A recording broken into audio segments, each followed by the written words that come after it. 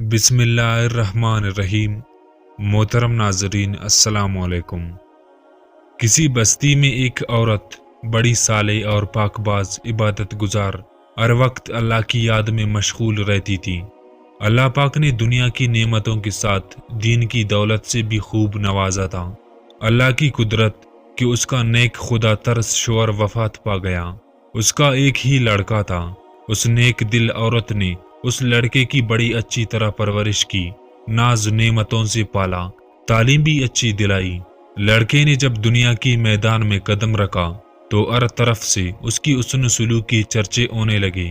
شریف لوگ اس کو عزت کی نگاہ سے دیکھتے، بیوہ عورتیں اس کو دعائیں دیتی، یتیم بچے اس کی قدموں میں آنکھیں بچھاتے۔ یہ سب اس وجہ سے کہ وہ ہر ایک سے اسی مطابق پیش آتا۔ وہ غریبوں سے ہمدردی کرتا، خیرات صدقات دیتا۔ غرض اس کی بستی میں کوئی ایسا فرد نہ تھا جو اس سے خوش نہ تھا۔ اس کی بستی والے ایسے نیک لوگ تھے کہ ہر گھر سے قرآن پاک کی تلاوت کی آواز آتی تھی۔ مساجد میں درس قرآن اور اللہ کی ذکر کی مجلس ہوتی تھی۔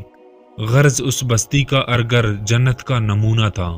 ہر شخص دوسرے کا غمخوار، ایثار اور شریف کا پتلا تھا۔ یہ لڑکا دیہات سے باہر شہر میں آنے جانے لگا۔ کچھ اریانی اور بے حیائی کا مظاہرہ کرنے والی عورتوں پر اس کی نظر پڑنے لگی۔ آہستہ آہستہ اس کی دوستی نیکوں سے ہٹ کر بدوں سے بڑھنے لگی۔ پھر وہ راستے سے بھٹک گیا۔ بد کردار دوستوں کی مشورے سے اس نے والدہ کی قید، دیہات کی پرسکون زندگی کو خیر آباد کہہ کر شہر کی فضا میں اپنا ڈیرا ڈال لیا۔ اس کے ڈیرے میں اب ہر قسم کی اوباش دوست اس کی گرد جمع ہونے لگے۔ ان بد کردار دوستوں نے اسے رائے حق سے ہٹا دیا۔ ماں مصلے پر بیٹھی ہر وقت اس کے لیے دعائیں کرتی۔ کبھی کبھی ماں سے ملنے شہر سے گاؤں چلا جاتا۔ آہستہ آہستہ وہ وقت آیا کہ مہینوں میں ایک چکر لگاتا۔ اسی اثنا میں اس کے بد کردار دوستوں کے ذریعے اس کی شانسائی ایک بد کردار عورت سے ہو گئی، اور وہ اس کا اس قدر اسیر اور فریفتہ ہوا کہ اپنی باپ کی جائیداد فروخت کر کے اس پر لوٹاتا رہا۔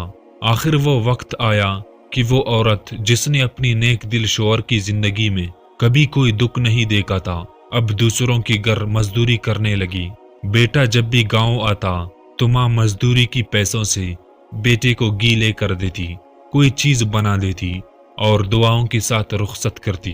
کافی عرصہ گزر گیا، لڑکا ماں کو ملنے نہ آیا۔ ماں بیٹے کی جدائی میں اپنے اوش و آواز کو بیٹھی۔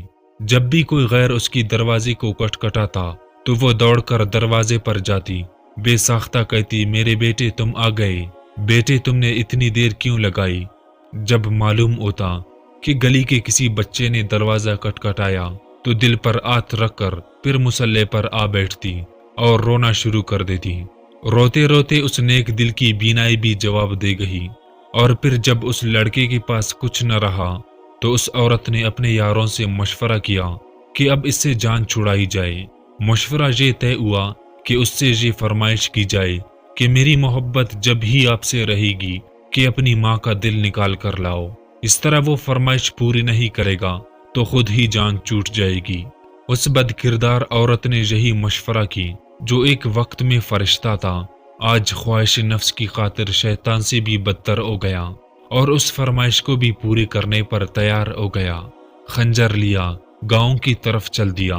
عرصہ دراز کے بعد جب یہ بدنصیب دروازے پر پہنچا، آواز دی، ماں بہت انتہائی خوشی سے دروازے کی طرف بڑھی، منہ سر چوما اور سینے سے لگایا۔ اس بدبخت نے خنجر نکالا اور ماں کے سینے پر مارا۔ ماں کا دل نکال کر چل دیا۔ آسمان پر اندھیرا چھا گیا، اللہ کا عرش ہل گیا، فرشتوں نے دائی دی، ظلم کی انتہا ہو گئی۔ بدکاروں کا یار بد کردار جب فاشا عورت کی مقام پر پہنچا، ماں کا دل اس کے سامنے کیا۔ اس عورت نے کہا، تو اپنی ماں پر ایسا ظلم کر سکتا ہے تو معلوم نہیں میرے ساتھ کیا سلوک کرو گی، اس لیے یہاں سے نکل جا۔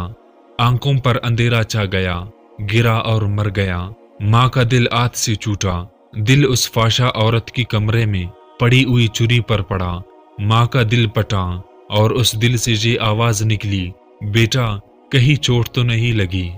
ماں کی عظمت، ماں کی شفقت، ماں کی محبت، ماں کی احسانات کو نظر انداز کر کے عورتوں کے آگے جھکنے والوں اور ماں کو عقارت کی نظروں سے دیکھنے والوں، توبہ کر لو، نیکی کی راہ اختیار کر لو، ماں کی قدموں پر سر رکھ لو، اس وقت تک سر نہ اٹھاؤ جب تک وہ راضی نہ ہو جائے، چاہے تم کو موت تک سر رکھنا پڑے رکھے رہو، نجات اسی میں ہے۔ میرے محترم دوستو، یاد رکھیں، اللہ تعالیٰ ماں باپ کی نافرمان اور بے ادب کی کسی بھی نیکی اور انصاف کو قبول نہیں کرے گا، لیکن اگر وہ توبہ کرے، اللہ سے اور اپنی ماں کے ساتھ اچھا سلوک کرے، ہر وقت اس کو راضی کرے اور خوش رکھنے کی جستجو میں رہے، تو پھر اللہ پاک معاف فرما دے گا، کیونکہ اللہ پاک کی رضا ماں کی رضا میں ہے اور اللہ پاک کی ناراضگی ماں کی ناراضگی میں ہے۔ اللہ تعالیٰ ہم کو اپنی رضا کی توفیق عطا فرمائے اور ہمیں اپنی ناراضگی سے بچائے، آمین یا رب العالمین۔